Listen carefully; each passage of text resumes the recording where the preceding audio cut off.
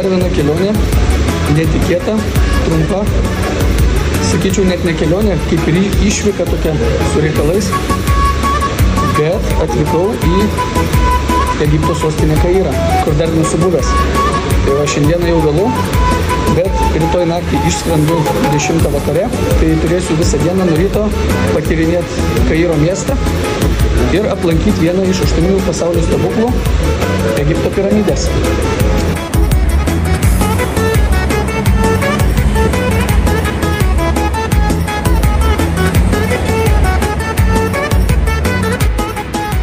Išsiregistravau iš viešbučio, kuprinę pasilikau viešbutį iki vakaro, kad nereikėtų su savim tampytis. Dabar einu, ieškau, kur galėčiau įsikeisti pinigų ir važiuosiu aplankyti vieną iš 8 pasaulio stebuklų – piramidės. Kadangi dar rytas, tai lauke nėra taip labai karšta. Dabar rodo 25-26 laipsnių šilumos, bet vidurdienį rodo nuo 35 iki 37. Tai prie piramidžių dykumoj bus tikra kepykla. Afrika, nieko nepadarysi. Rajonas, kuriame dabar randuosi, labai įdomių pavadinimų, vadinasi 6 of October, kas reiškia 6 spalio. Čia yra miesto pakraštys, ne miesto centras. Ir štai toje pusėje, už šitų namų, jau yra ta didžioji Sahara, didžioji dykuma. Ir aš jau matau tolumoje priekyje piramidės kontūrus. Štai va tolumoje matosi piramidė.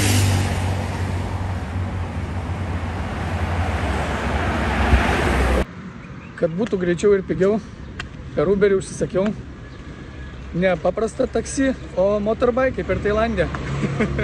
Pasiilgau Tailando, prasilėksim su motoroleriu.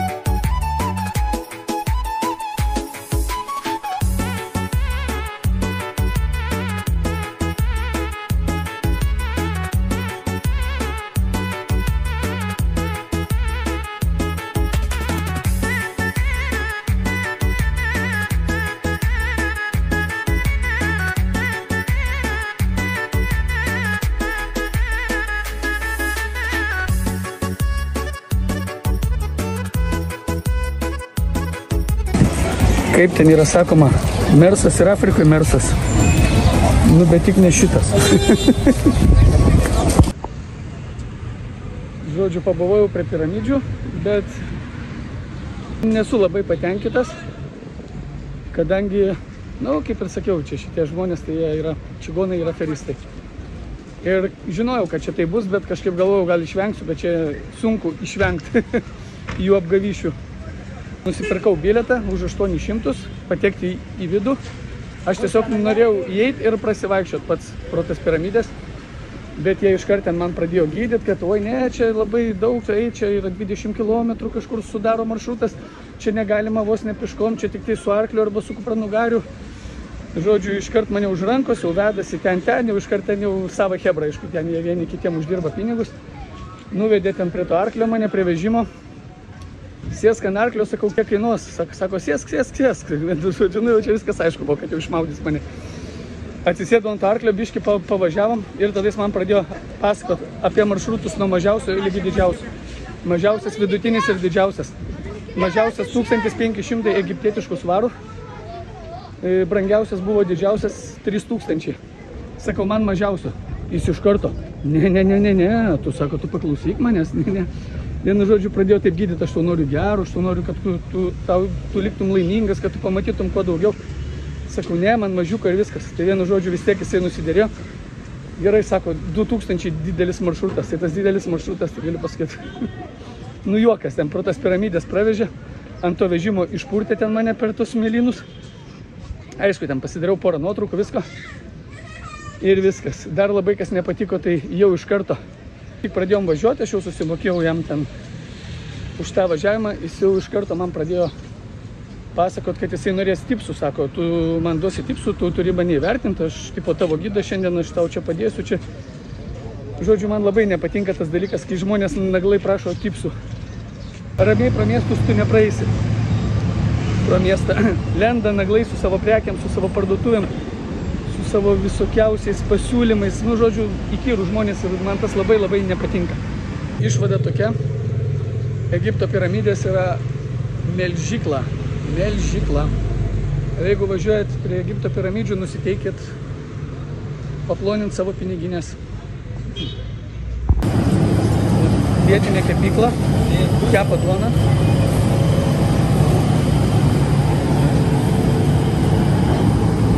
Gali nusipirkti šviežios šiltos keptos duonos.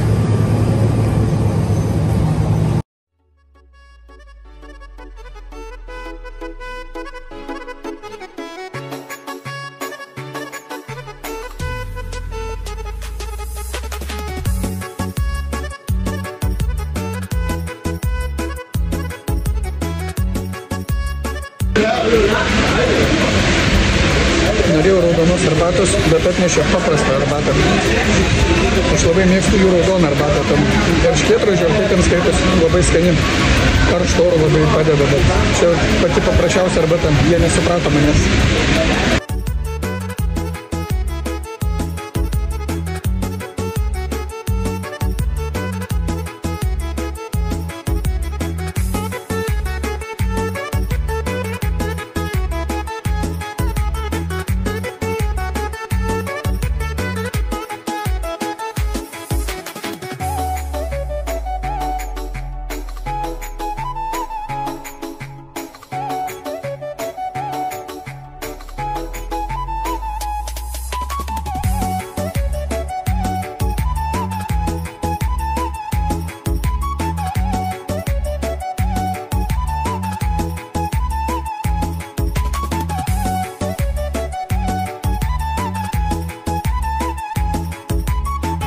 Užėjau parūkyt kaljaną, atsigert arbatos, galvoju truputį atsipūsiu, pailsėsiu, bet šiandien kairė nepailsėsiu, žmonių įkyrumas neišpasakojimas.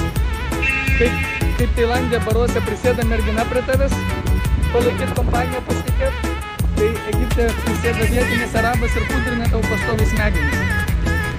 Atsigeriau arbatos, kol parūkiau, jis man ten tiek visko pripasakojo, vienu žodžiu. Tada sako, turiu savo parduotuvę, einam pažiūrėk pas mane prekių, gal nusipirksi kažką, sakau, ne, šiaip ne taip atsikračiau, aišku, nepailsėjau. Ir dabar atvykau į dar vieną tokią neeilinę vietą, Kaire. Esu matęs daug kartų per YouTube'ą. Tai yra toksai miesto šiukšlynas. Rajonas vadinasi Mančėja Nasir, kur yra vežamos visos Kairo šiukšlės. Ir čia žmonės gyvena ir renka tas šiukšlės, kaip sakoma, rūšiuoja. Ir paskui jas parduoda. Kiek skaičiau, tai šitas darbas pas juos iš kartų į kartas ir jie nenori ieškotis ir keisti jokio kito darbo. Ir tiesiog jie gyvena tokį gyvenimą. Štai toks vaizdelis. Mašinos pakrautos, tai šiukšlių. Tiesiog tokiais. Wow. Rajonas tai toksai neeilinis. Aišku, naktį tai čia geriau nevaikščiot, bet dieną, nu, manau, gal nieko baisaus, gal neužpyks niekas, kad aš čia filmuoju. Turistų čia turbūt vienetai tik tais. Tokia neturistinė vieta. Pažiūrėkit, kas čia vyksta.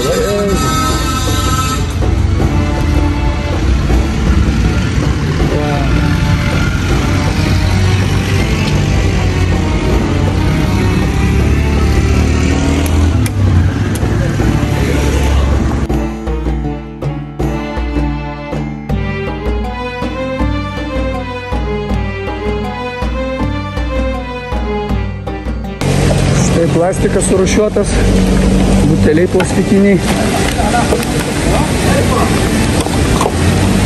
Jo, Kairas tikrai nėra švarus miestas, nors aišku yra ir tokių prabangesnių rajonų, bet jau šitą vietą tai pragaras kažkoks, pragaras.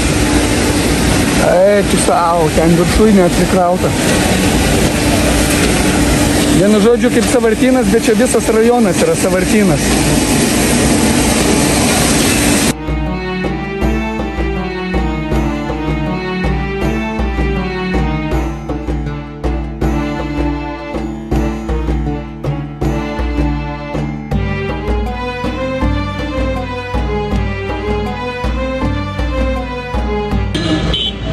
Plastikas, kartonas, visokios kartinės yra išrūšiuojamos, žmonės išrūšiuoja jas, parduoda, o likusias maisto atliekas sunaudoja gyvūnam, šeria gyvūnus arba degina, kaip sakė. Tai va tai va žmonės gyvena. Baisu. Pažiūrėkit, kokiais kiekiais pakrautos mašinos. Aš maniau, kad Tailande ten jau peržengtos ribos, bet čia tai dar baisiau. Wow. Ir pažiūrėkit fone, švenčiausiai mergelė. Labai derinasi, labai. Nežinau, sakė pavojingas rajonas, bet kiek sutikau žmonių, tai visi draugiški, šypsosi, sveikinasi, nieks nepyksta. Aišku, taip akivaizdžiai aš nefilmuoju žmonių, bet kol kas pirmas įspūdis tai nėra labai jau čia baisus. Nu, neskaitant šiukšlių ir smarvės. Yeah. Very friendly guys. Hello, how are you? Ammo. What's your name? Ammo. Amo, and you? What's your name? Ritis. Ritis. Nice to meet you, my friend. No, thank you. It's okay, just walk. Kaip ir sakiau, labai draugiški, va. Sveikinasi, pasisiūlė pavežėti, aišku, neuždyka, bet aš jau geriau pasivaikščiosiu, nes čia atsisėsi į tą tuktuką. Paskui pateiks kainą ir vėl būsiu nuskausmintas. Reikia labai čia su jais atsargiai. Wow. Wow, dvižuha kokia, ką? Ir įsivaizduokit, šitoks karštis ir tas marvė čia. Ir štai pilna tokių visokių skersgatvių, va, pasuki. Ir irgi, kur nepasuksi, ten šiukšlės. Bet čia labai daug va, krikščioniškų. Čia nežinau, šventykla, ne šventykla, čia nesuprasi pas juos.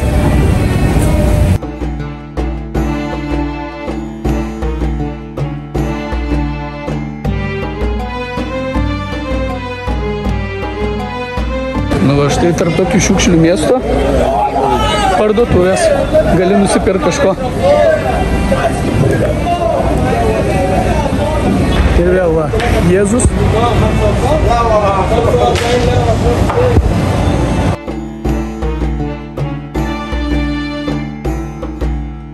Norėjau biškį pafilmuoti, kai vaikai žaidžia tarp šiukšlių. Supasi iš antro aukšto, jau moteris pradėjo priekaištauti, kad filmuoju. Sako, no, sorry, sakau, sorry.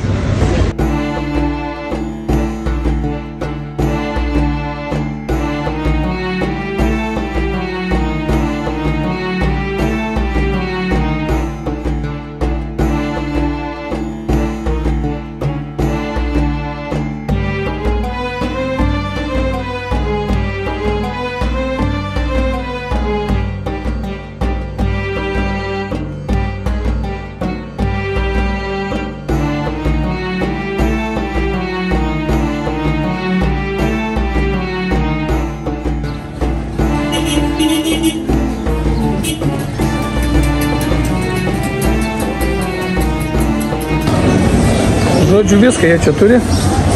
Ir kirpyklas, ir maisto parduotuvės, ir kepyklas, ir rūbai, ir viskas, vienu žodžiu. Nu, kaip normalus gyvenamasis rajonas, tik tiek. Va, kepa duoną.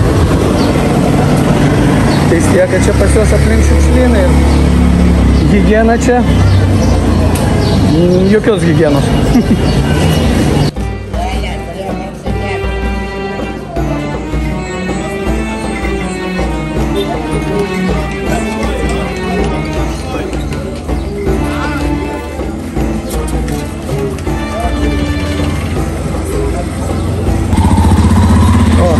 Vištinikas, karveliai. Nu, kad ir šiukšlių miestas, bet va, pasipuošia. Kaip žmonės stengiasi gražiai gyventi. Nors tu ką. Rajonas tikrai nemažas. Daug gatvių ir gatvelių. Hello. Daug gatvių ir gatvelių. Reikia dar nepasiklyst, rasti išėjimą. Nes čia viduj, kaip taksistas minėjo, Uberio neįsikviesi, čia nieks nevažiuoja. Reikia išeiti iš šito miesto, šalia pagrindinio kelio, ten jau gali užsisakinėti Uberį. Vietiniai, pastebėjau, labai mėgsta sėdėti, rūkyti kalėjaną, gerti arbatą. Toks jų laiko praleidimas. Tiek dieną, tiek vakarė visi sėdė, atsipūtę ir kaifuoja. O ką veikti per tokį karštį? Iš tikrųjų, tai jaučiuosi toks biškį baltą varną, nes nei vieno turisto, nei vieno baltaodžio, visi vietiniai. Aš čia toks einu, visi mane žiūri, taip keistai, bet nieko.